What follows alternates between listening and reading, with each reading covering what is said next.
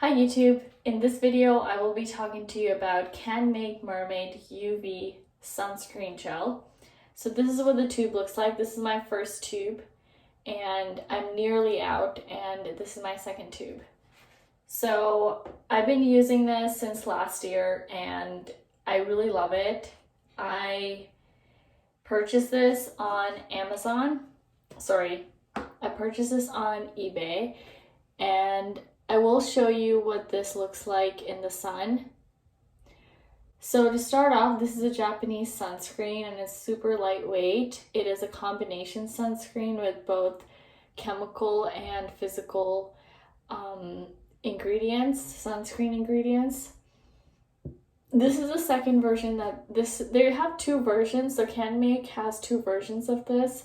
One is this one, which is the OG formulation. This is pink. I believe the other one is green or blue. So the only thing I have on my face is moisturizer. This is my first layer of sunscreen.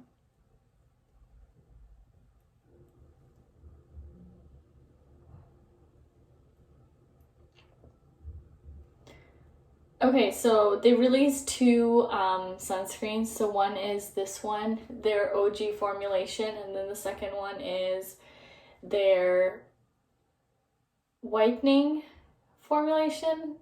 Yeah, I don't know what to say about whitening formulations. If it's anything similar to this one, I would not recommend it, just because I do have to do a review for this.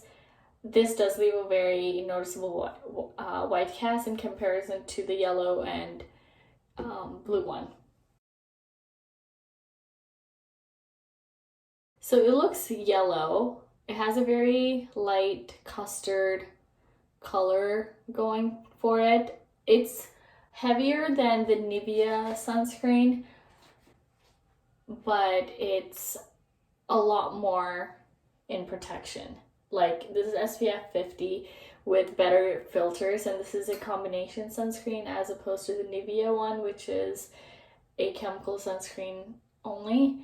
It's nothing wrong with it, it's just that I'd much rather have a higher SPF if it's also going to give me a very similar effect. So on my first application, there's no white cast. I do want to talk about the details of this product. So I'm reviewing the OG version, which is the standard, not whitening version of the sunscreen. I purchased this on eBay for $14 the first time I purchased it, 14 Canadian, and you only get 40 mils of product in this, so it's not a lot. It's not super cheap. So that's something to keep in mind. The second time I purchased it though, I was able to get it for $12 Canadian. Alright, so going into the sunscreen ingredients for this sunscreen, the first one is ethyl hexyl methoxycinnamate, which is also known as octinoxate. It covers UVB spectrum from 280 to 320 nanometers. It is an oil-soluble UV filter. The second one is diethyl amino hydroxybenzoyl hexyl benzoate, which is a UVA filter covering from 320 nanometers to 400 nanometers, so it's pretty wide. It's also oil soluble, and it is popularly known as Uvinol A+. Third ingredient is zinc oxide, which we all know covers both UVA and UVB spectrum, so that's from 320 to 570 nanometers, so it's broad spectrum. And it is oil soluble, but really, it's an inorganic compound, so it's soluble both in acids and bases, as well as titanium dioxide, which covers from 315 to 340 nanometers, so it's way narrower, and it does happen to cover a little bit of UVB and a little bit of UVA, but I'm not a fan of titanium dioxide as a sunscreen ingredient. The last UV filter is bis-ethyl hexyl oxyphenol methoxyphenyl triazine, which is bimetrizanol. It's also called Tinasorb S.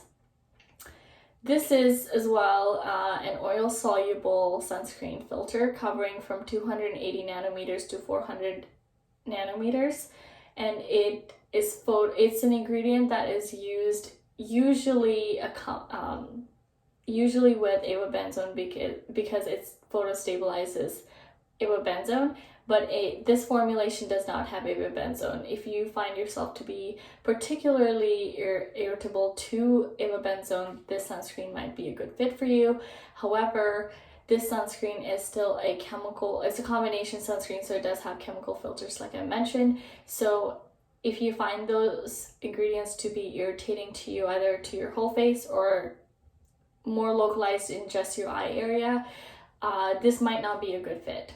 So other ingredients in this sunscreen, there is dimethicone, there is hydrogenated castor oil, as well as sodium hyaluronate, and it has silver oxide, which is just an antibacterial, and they have it in a pretty low concentration, I'm presuming, because this comes more on the bottom end of the ingredient lists, as well as glycosylceramide. Glycosylceramide helps the skin barrier with its function, which is to keep things that are good within our body and keep microbes and microorganisms out of our body. I wish this sunscreen didn't have plant extracts, but it does have plant extracts. It has not irritated my skin. I do have eczema prone skin and redness prone skin, as well as skin that is very easily prone to post-inflammatory hyperpigmentation. So I'm a little skeptical of plant extracts because more often than not they are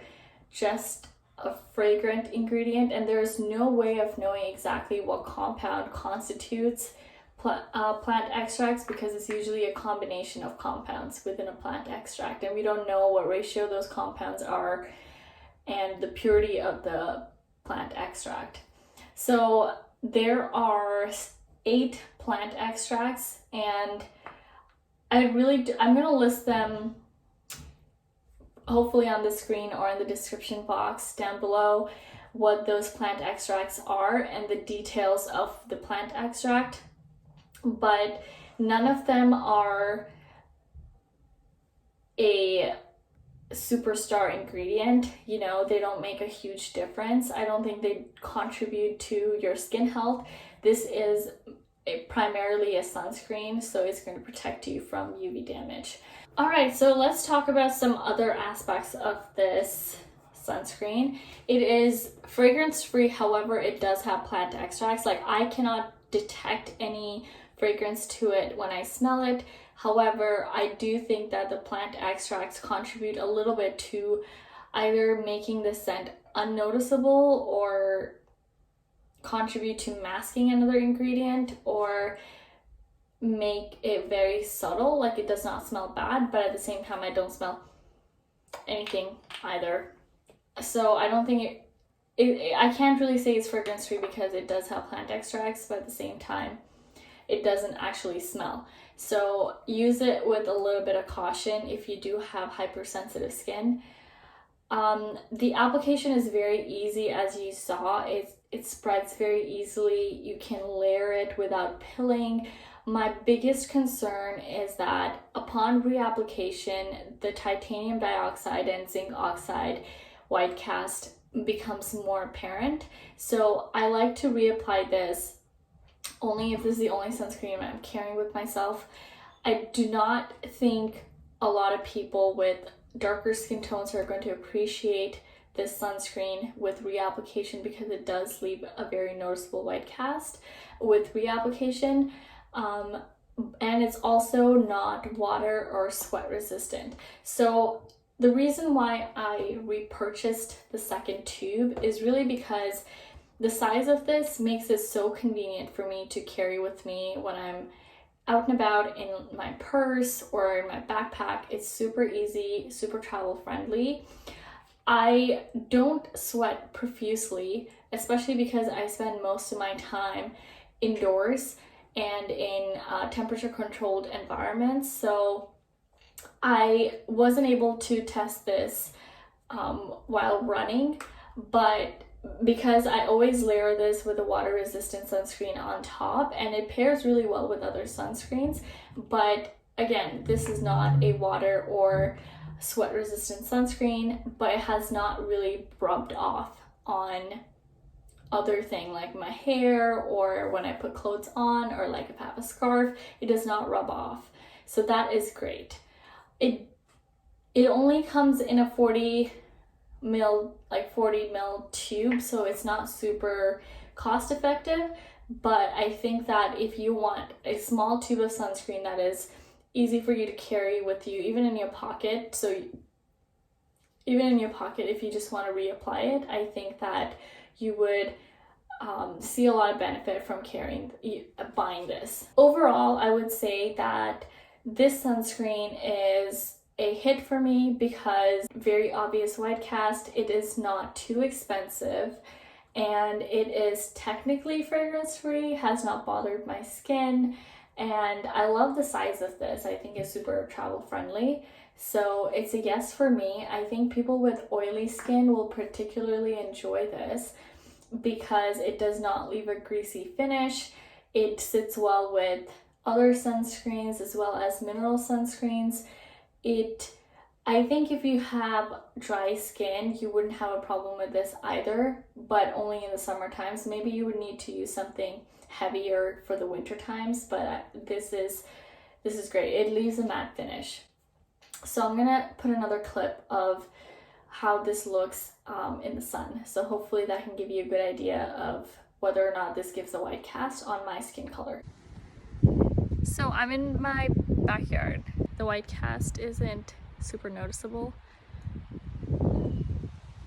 I hope that you hit the like button if you enjoyed this video, as well as subscribe to my channel. Please leave comments down below if you feel like there's anything I did not address or addressed incorrectly. I look at all my comments. As long as they're in English, I can read them, and I respond to all of them. And if you have questions or comments or concerns, please leave them down below. I would love to interact with you. Thanks for watching. Bye.